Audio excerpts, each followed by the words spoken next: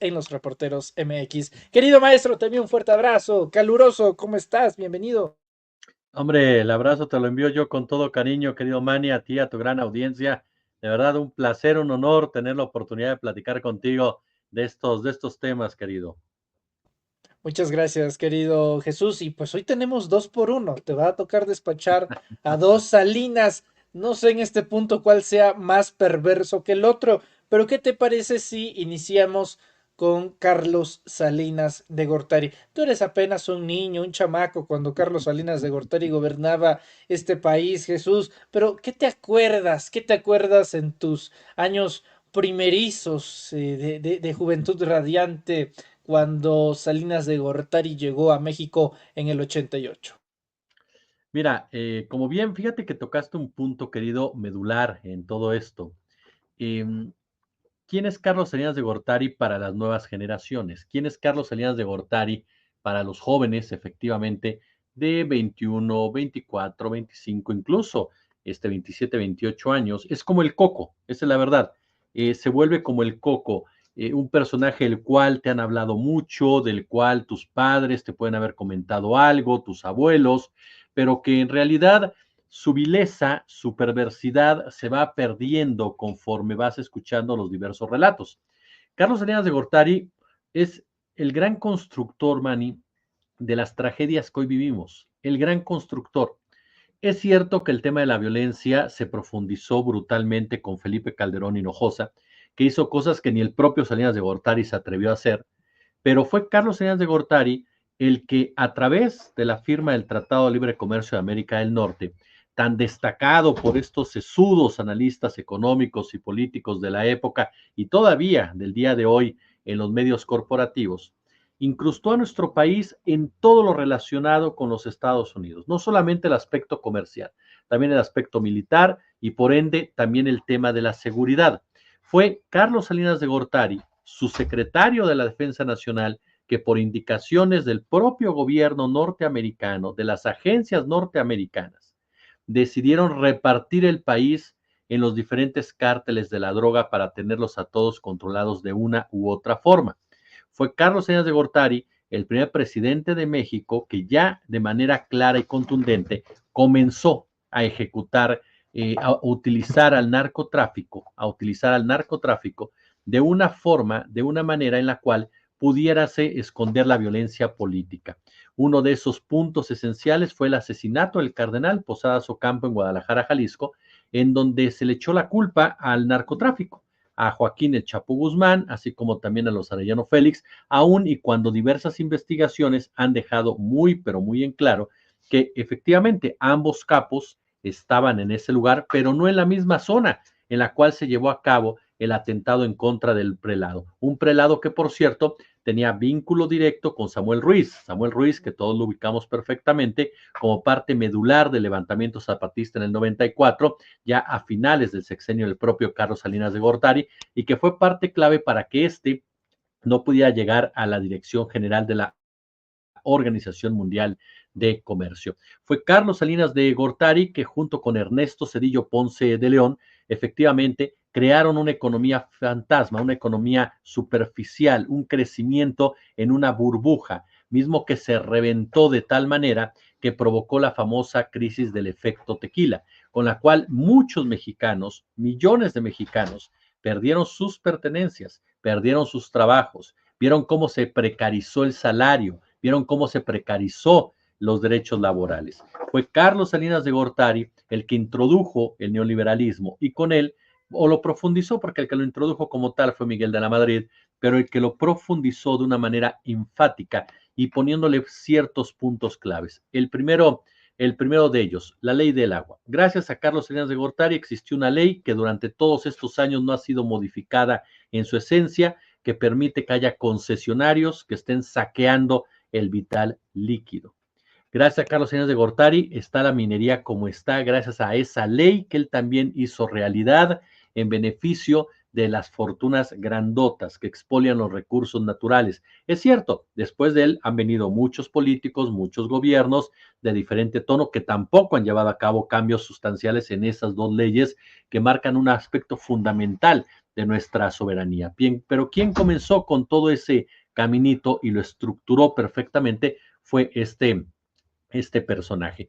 Entonces, hablamos de ese padre constructor de este escenario trágico que vive México en cuestión de despojo de recursos, en cuestión de violencia, en cuestión de crisis económica. Es uno de los grandes responsables y él junto con su equipo de trabajo, con sus asesores, con su sucesor, con diferentes personajes que están alrededor del mismo.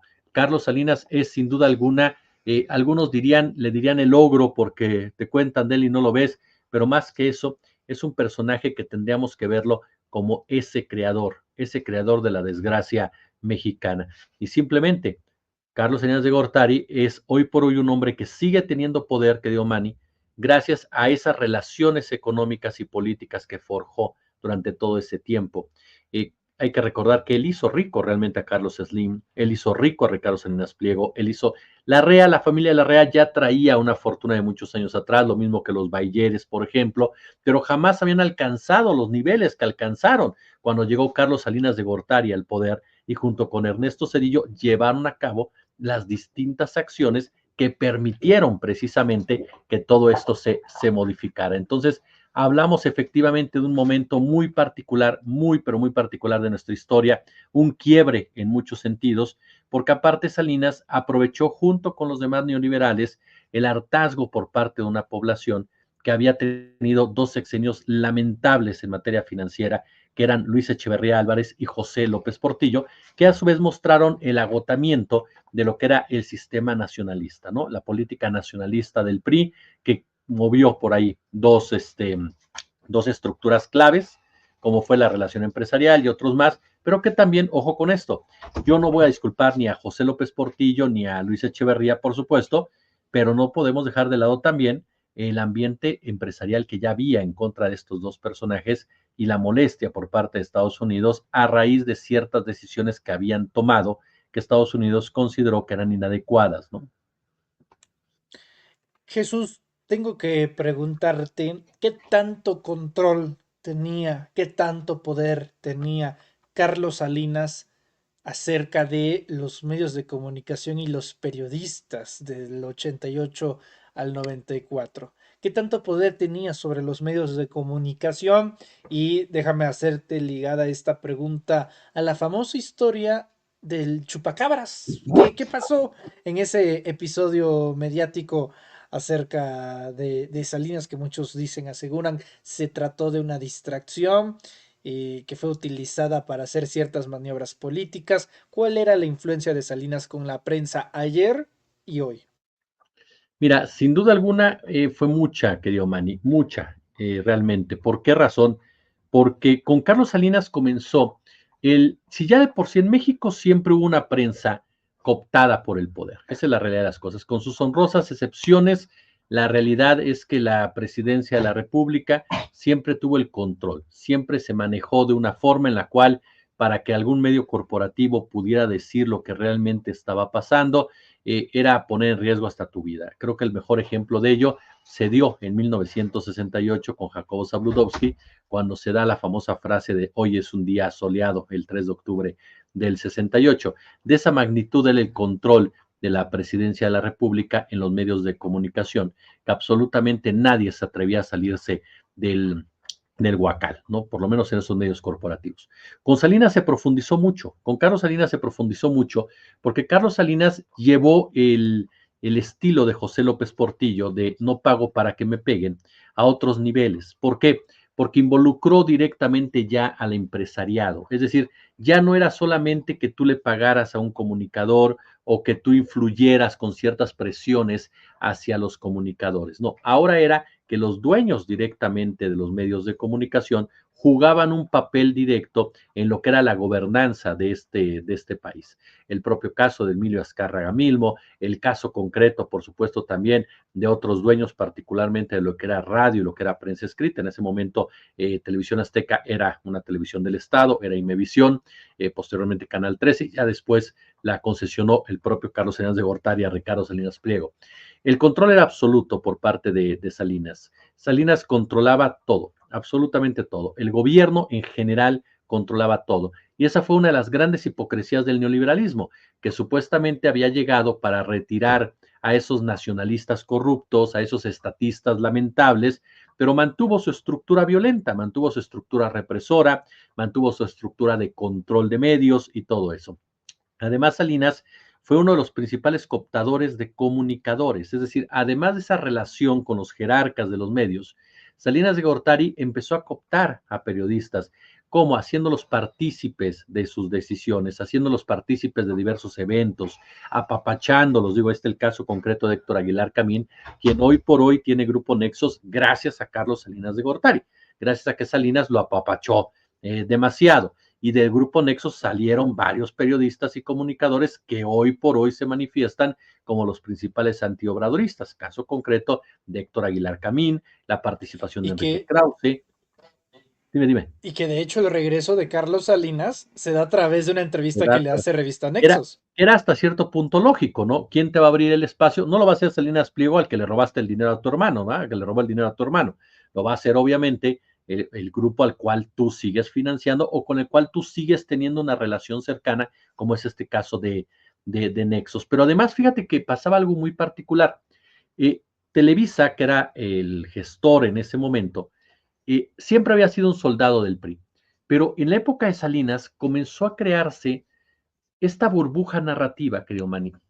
Comenzó a hablarse de un México del primer mundo, comenzó a hablarse de solidaridad por todos lados. Era impresionante la campaña de solidaridad, la cantidad de anuncios que había de solidaridad, las imágenes de Carlos Salinas. Se le empezó a convertir, si ya de por sí el presidencialismo en sí era bastante, pero bastante inmoral, pero era una realidad. Con Salinas se profundizó aún más. ¿Por qué? Porque había que legitimarlo.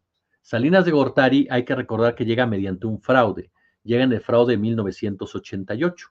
Entonces Salinas, por supuesto, tenía una imagen mucho más cuestionada de la que hubieran tenido sus antecesores, porque para mucha gente era la primera vez que el todopoderoso PRI había sido retado realmente en las urnas y había la sospecha de que no había ganado al ingeniero Cuauhtémoc Cárdenas, una sospecha que era una realidad, a tal grado que para eso Salinas ocupó a los medios para que se satanizara a los periodistas, se tachara al ingeniero Cárdenas de ser un reventador, de ser un irresponsable, de poner en peligro la vida de los demás, de poder generar problemas para el país, de no saber perder. Salinas necesitaba urgentemente que los medios hablaran bien de él y así fue. El Excelsior, Universal, la prensa escrita, todo el mundo hablaba bien, hablaba bondades de Carlos Salinas de Gortari como ese gran reformador, como ese gran personaje que había venido a México a cambiarlo absolutamente todo y que había roto con esas ataduras, con esas formas anquilosadas que los anteriores presidentes habían tenido. Era un genio para muchos, así lo vendían. Un presidente joven, llegó al poder muy joven, y por lo tanto era el rostro fresco de la política, ¿no? Era el rostro fresco, era un rostro que contrastaba con esas arrugas de Echeverría, con esa calvicie de López Portillo, con esa actitud gris Bueno, de llegó Miguel de muy la Madrid. calvo también Sí, Carlos sí, sí, pero Salinas, me ¿no? refiero a que estaba más joven, ¿no? Tenía la cara más limpia. Pero ese era Carlos Salinas, y la historia lo puso en su lugar. Y eso fíjate que es muy interesante, porque muchas de las cosas que vemos hoy en día, querido Manny, se replican desde esa época. Es decir, ese manejo de los medios corporativos, de crear figuras, de empoderar figuras.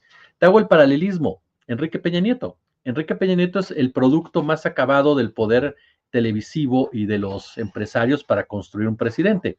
Y lo mismo te dijeron de Peña Nieto, que era el gran reformador, que era el personaje que estaba cambiando México, que estaba profundizando todo después de no sé cuántos gobiernos de fracasos panistas, que eso era verdad, no, pero ahí estaba Peña Nieto, era la figura, un presidente joven, emanado también del prismo, y terminó igual que Salinas, repudiado por todo el mundo por ser un corrupto. Entonces, no era la primera vez que se ocupa de esa forma la narrativa. Hubo muchos periodistas que, Joaquín López Dóriga, por ejemplo, periodistas que a la par de Carlos Salinas de Gortari vieron crecer sus carreras, vieron cómo sus carreras comenzaban ya a despegar.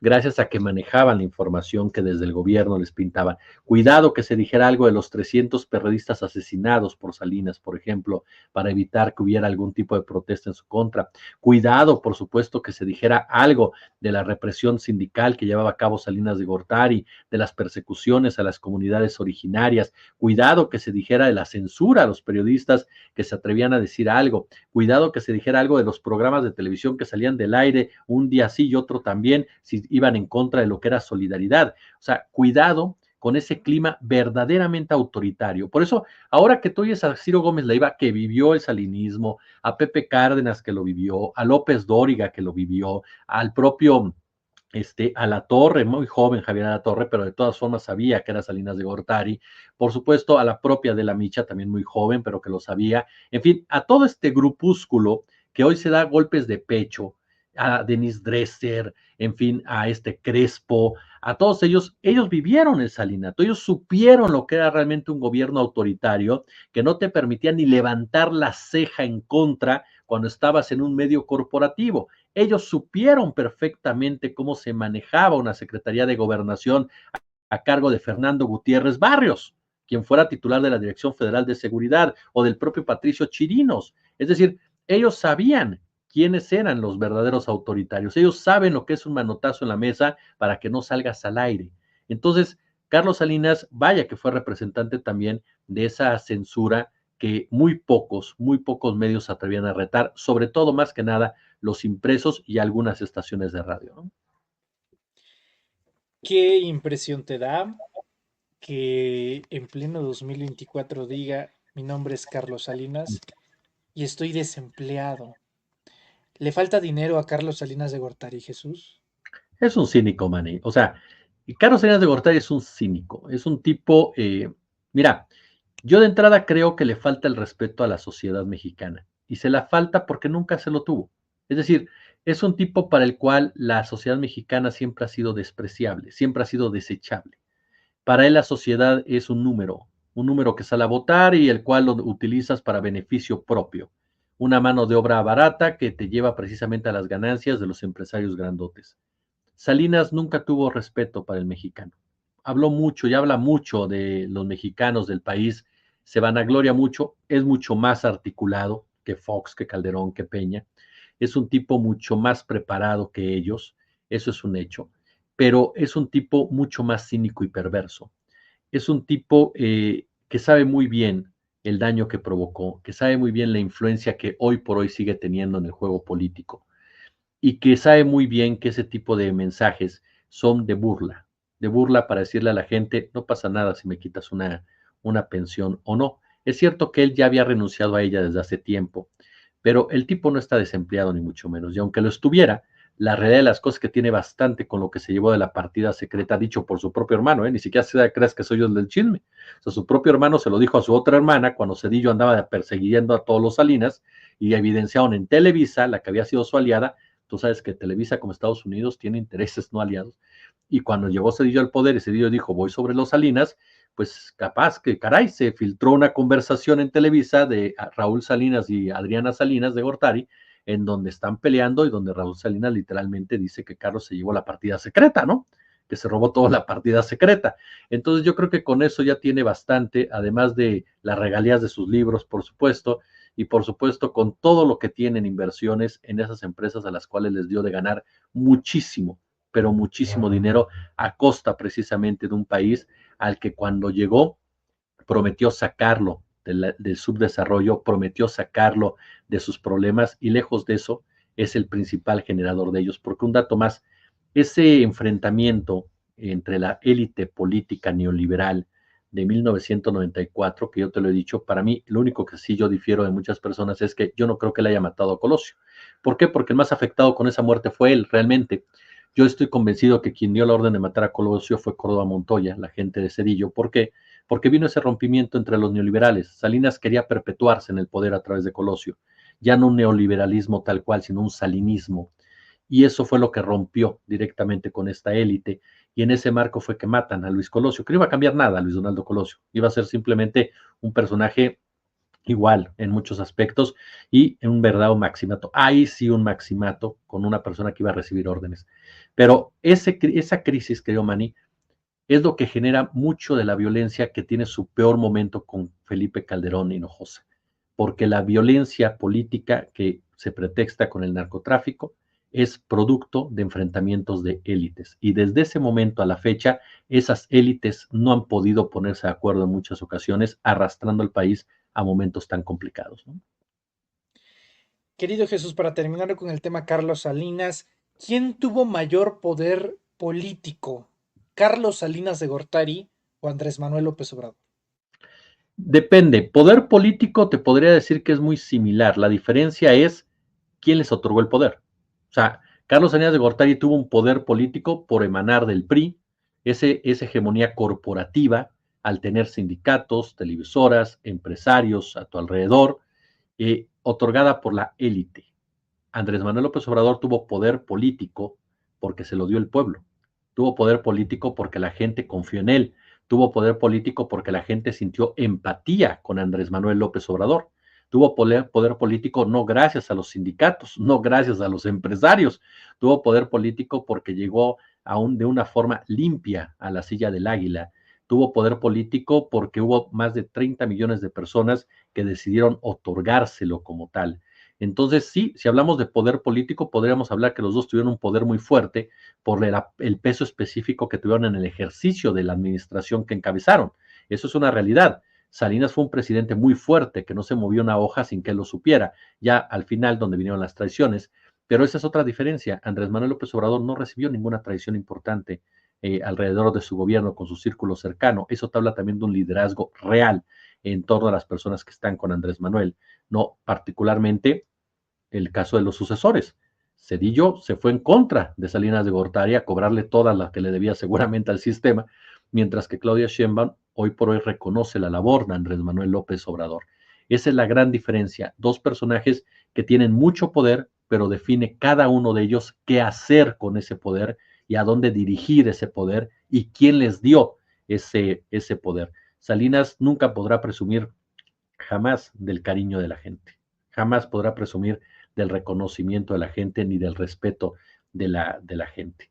Salinas lo que podrá presumir es que hizo más ricos a los ricos y con ello provocó un problema serio en este país, querido. Pero sí, fueron dos presidentes sumamente fuertes, pero creo que la gran diferencia es qué hicieron cada uno con ese poder y sobre todo cómo llegaron a tener ese poder, ¿no?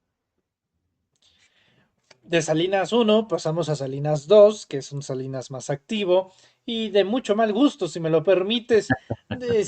40 segundos, nada más 40 segundos y voy con tu análisis, maestro. Del lado zurdo está el mal, la igualdad, la envidia, el robo, el autoritarismo, el despojo. Y del lado bueno está la verdad, está la libertad, está el esfuerzo premiado y está la prosperidad para todos. Entonces yo como empresario pues me dedico a hacer negocios y mucha gente no entiende, me dice, es que tú nada más trabajas por dinero, es lo único que te interesa el dinero. No, a mí lo que me apasiona es resolver la vida a millones de personas y lo hago muy bien y por eso gano mucho dinero. Estamos ante la presencia del nuevo Mesías, Jesús. Jesucristo no es nadie en comparación a Ricardo Salinas Pliego, que le viene a arreglar la vida a todo el mundo, ya no solo a los mexicanos, porque esto lo dijo desde Argentina, a medio mundo. Desde una lógica infantil de esto es lo bueno y esto es lo malo, y lo peor es que hay gente que lo compra. ¿Cuáles son los movimientos políticos que ves alrededor de Ricardo Salinas Pliego ante la ausencia de la construcción de una oposición firme y fuerte que le pueda hacer cara a Morena? Salinas Pliego terminará aplicando la de Thanos y dirá, bien, lo haré yo mismo, y se meterá a la política mexicana, Jesús. Yo no lo descarto, querido, ¿eh? Yo no descarto que busque ser otro Mauricio Macri, otro Silvio Berlusconi. Es decir, tiene la infraestructura para ello. Tiene una televisora, bueno, no tiene la televisora, tiene la concesión de una televisora, tiene muchas tiendas Electra, tiene Banco Azteca. Es decir, tiene estructura para tratar de influir en la discusión nacional. Hoy ya lo está lo está haciendo. Lo que no tiene es credibilidad. Ricardo Salinas Pliego lo que no ha logrado entender es que México no es tan manipulable como él piensa, que México no es solamente 16 millones de personas que votaron a favor de Xóchitl. Lo que no logra entender que esos otros 40 millones que tanto cacarea la oposición que no votaron por Morena, no quiere decir que sean pro Ricardo Salinas Pliego. Yo conozco a varios que sinceramente no lo pueden ver ni en pintura y son incluso críticos, muy críticos de Morena también. Lo que no entiende Ricardo Salinas Pliego es que esta forma de comunicarse, esta forma de expresarse, esta manera de actuar, no satisface en ningún sentido la demanda de la mayoría de votantes. No es una persona que genera empatía. Genera, sí, cierta simpatía de aquellos pobres de derecha que están ahí, pero son los mismos que votaron por Xóchitl Gálvez. Es decir, no pasa nada, no conquista a nadie más, esa es la realidad de las cosas. Yo creo que él debería de asesorarse mucho mejor si realmente quisiera ser un jugador importante en este escenario ya político como tal. Lo primero que tendría que dejar de lado es estar insultando a todo el mundo, así de claro, porque es muy fácil de provocar Salinas Pliego y él es una persona tan autoritaria que se dé el lujo de mentar la madre a cualquiera y no creer que eso tiene consecuencias tarde que temprano. Ni siquiera entiende muy bien de repente los algoritmos de las redes sociales como tal y por lo mismo comete error tras error. Es una persona, y no lo digo de manera ofensiva porque no es mi afán ofender a nadie, pero sí es muy ignorante, extremadamente ignorante. Y eso es algo que es característico en los actuales libertarios, que no son otra cosa más que un derivado de lo que son los libertarians, que surgieron después de la victoria de Obama en Estados Unidos. Y es que para ellos todo es socialismo, todo es comunismo y todo es marxismo, es decir, no tienen ni siquiera la capacidad para modificar o entender qué es cada una de estas cosas, porque para ellos el Estado no tiene que involucrarse en la política y cuando lo hace, pues entonces ya se convierte en el enemigo de la libertad, esa libertad que ellos mencionan mucho, pero que tiene que ver directamente con la libertad para que ellos hagan absolutamente lo que quieran. Entonces, es un personaje que tiene un discurso que va en contra del beneficio de las mayorías. ¿Por qué? Porque un Estado fuerte es el que da la oportunidad de que haya educación pública de calidad, seguridad de calidad, de que haya obviamente transporte público de calidad, de que haya una situación de igualdad para todos. Entonces, ¿qué va a decir él en contra de eso? Que la libertad es lo mejor. Ya tuvimos años de un Estado erosionado, de un Estado superado, de un Estado precisamente totalmente desvalijado por el otro Salinas, que fue el que comenzó todo eso, y así nos fue. Entonces, no tiene una argumentación sólida realmente. A lo que le apuesta a Salinas Pliego es que le vaya muy mal a Sheinbaum, a que los problemas económicos rebasen a la doctora Sheinbaum y entonces la gente vote con el bolsillo, como ha pasado ya en otras partes del mundo, en donde se crea este mercado del voto molesto, del voto incómodo a raíz precisamente de problemas financieros.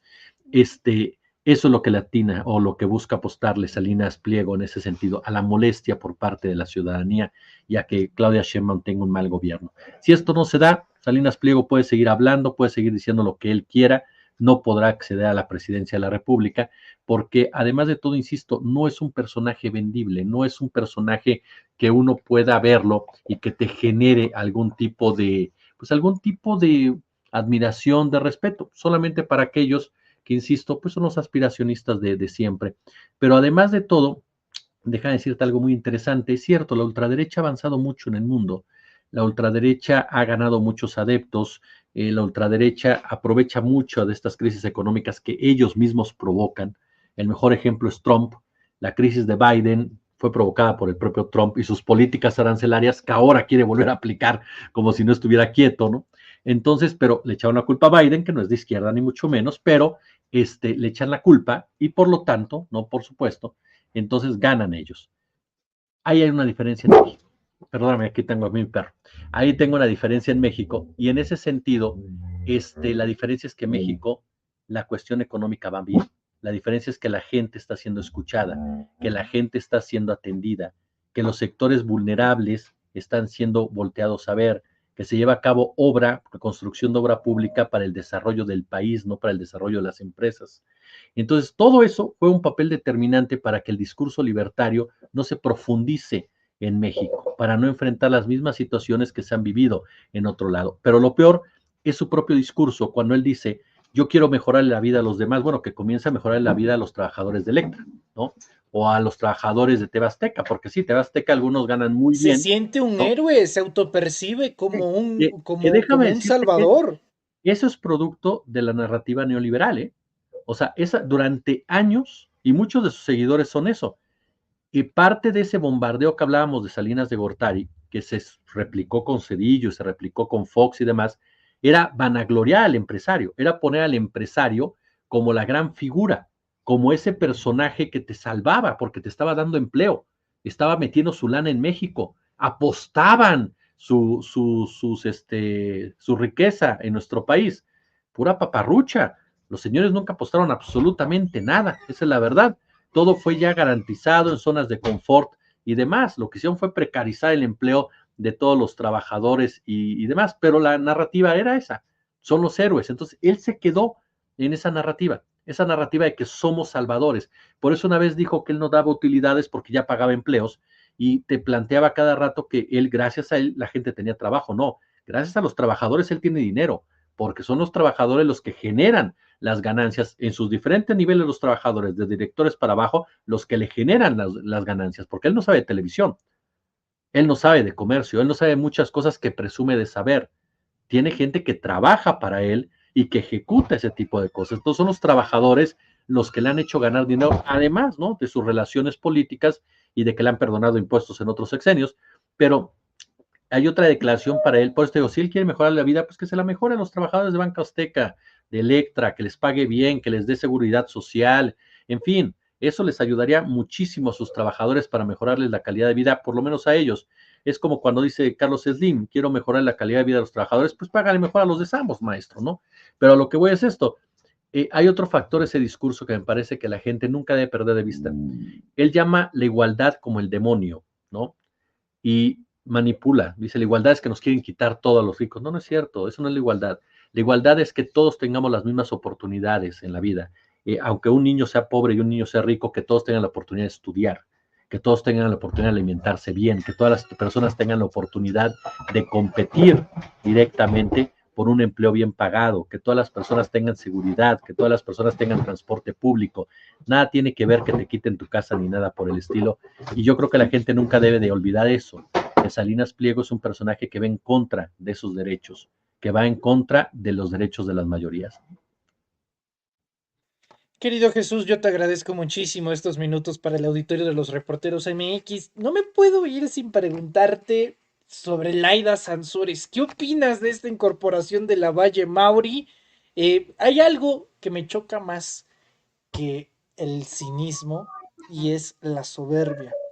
El acto de nombrar a la Valle Mauri como secretario de Desarrollo Económico para mí es cínico.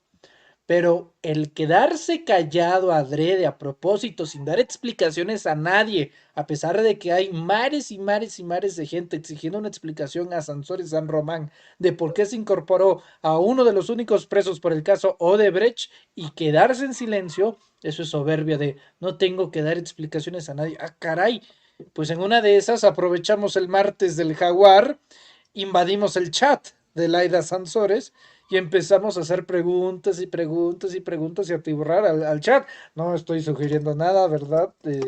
Aquí al pueblo bueno de los reporteros MX y de Sin Máscaras, para nada estoy sugiriendo que el martes a las 8 de la noche, cuando inicia el martes del Jaguar, se vayan al canal de Laida Sansores y le pongan en el chat en vivo ese. No lo estoy sugiriendo para nada, Jesús, pero te quiero preguntar tu opinión. Mira, para mí es inadmisible. O sea, para mí, sinceramente, Laida Sansores comete una enorme, pero enorme equivocación. Es una política ya de muchos años, es una política de mucho tiempo, y creo que es una política que le hace daño al movimiento de regeneración nacional. No es la primera vez que Laida Sansores lleva a su gabinete a alguien impresentable. Ahí estuvo Renato Sales, un hombre involucrado en la fabricación de culpables del caso Wallace, del caso Cassés Vallarta, un hombre que tiene muchos costales también de deudas, y ahí estuvo con ella.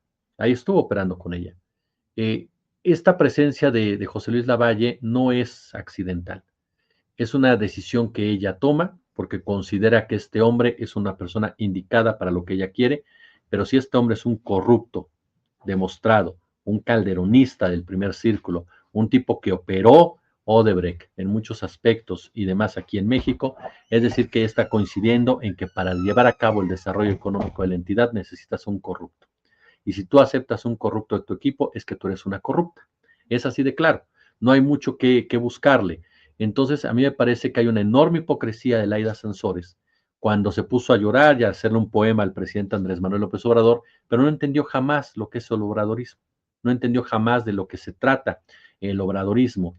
Y ya lo había mostrado aquí, por eso te digo que no es fortuito, aquí en la Ciudad de México cuando fue alcaldesa. Entonces estamos ante una persona, un personaje que efectivamente, como bien lo dices, hay mucha soberbia cuando presenta a Lavalle, siendo Lavalle quien es, y conociendo todos quién es Lavalle, y atrás tiene la fotografía de la presidenta Claudia Sheinbaum. Me parece que Laida Sansores quiere jugar mucho al simbolismo y no se da cuenta que está cometiendo de verdad, está cruzando una línea. A mí me parece, insisto, que son de estos nombramientos que Morena no debería de permitirse, que Morena debería de cuestionar abiertamente, el caso de Luis Alcalde, el caso de Andrés López Beltrán, el caso de la secretaria general, que deberían de cuestionar abiertamente a Laida Sansores, porque son nombramientos que de una u otra manera manchan a un movimiento.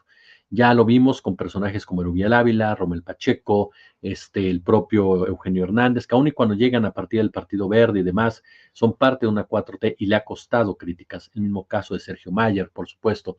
Entonces aquí estamos todavía aún en un escalón más arriba. El mismo caso de Erubiel Ávila. Estamos en un escalón más arriba. ¿Por qué?